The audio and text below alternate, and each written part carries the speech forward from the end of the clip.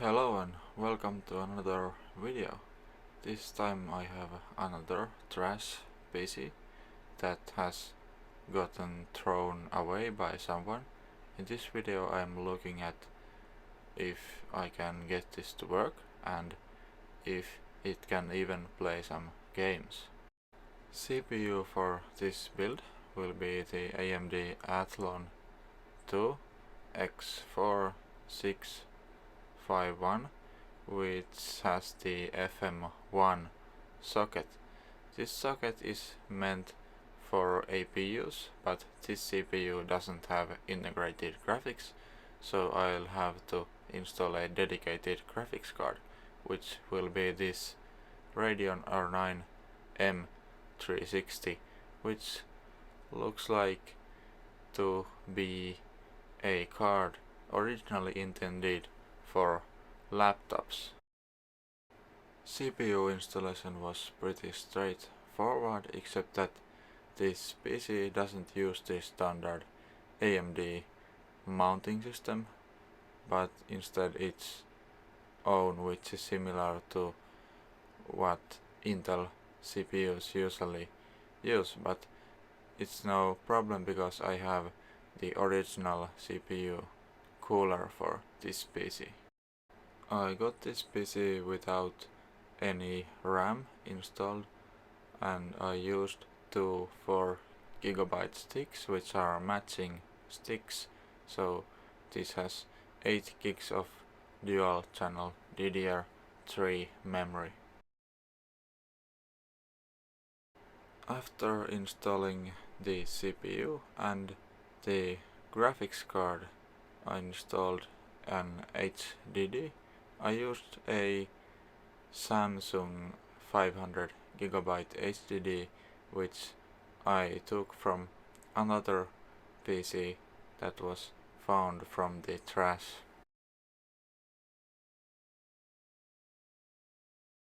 While there is a standard mount for the HDD on the PC here, I had to get creative with mounting the SSD.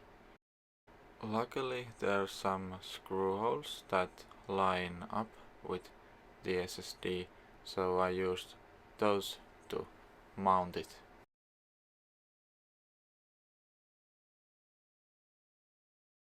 The power supply had enough cables for everything, and since the graphics card didn't have a 6-pin connector, I didn't have to use any adapters to power it.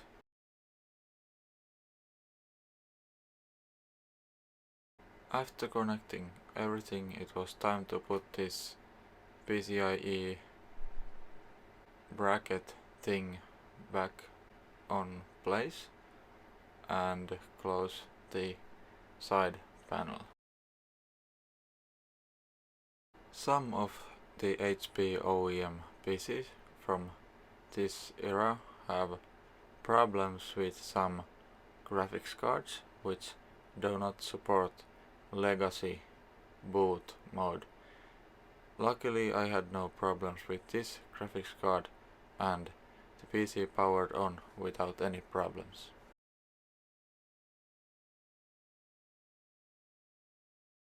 When I did some research about this M360 graphics card, I thought that it would be similar in performance to an HD 7750, but in fact this seems to be a fairly cut down version, as it couldn't keep up even with this Athlon2 CPU, as you can see from the 3D Mark results.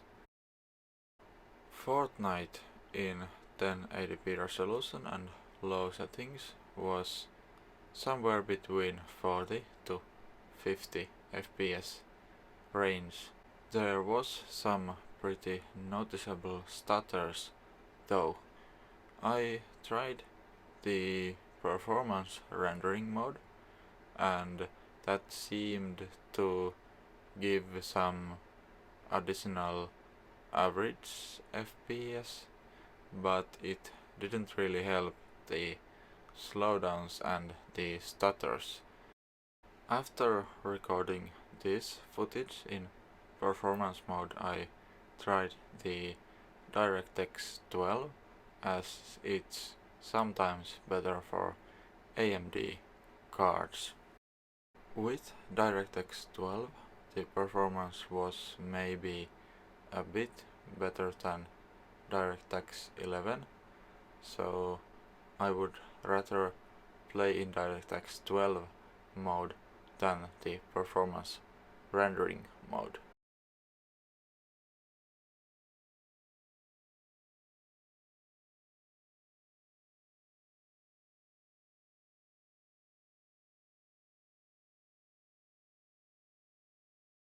CSGO in 1080p and lowest settings was barely able to mostly stay at 60 FPS, though not all the time, and that was very noticeable in this game, which requires very fast reactions.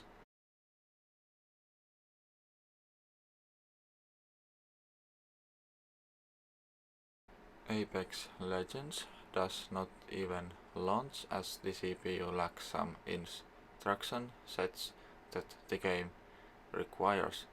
There are some patches that supposedly would allow the CPU to play the game, but they require running that patch as an administrator, which is pretty sketchy, so I didn't do that. Hitman 2 1080p low settings was not able to run well enough to be considered playable on this PC. This PC achieved around 20 to 25 FPS, and sometimes the FPS number plunged dangerously near to single digits. I tried running Cyberpunk, and this game, like Apex Legends, requires some instruction sets that the CPU lacks, but there is a patch that can be easily applied, but for some reason that didn't seem to work at all. I don't know if it's the graphics card or the CPU that is causing this issue.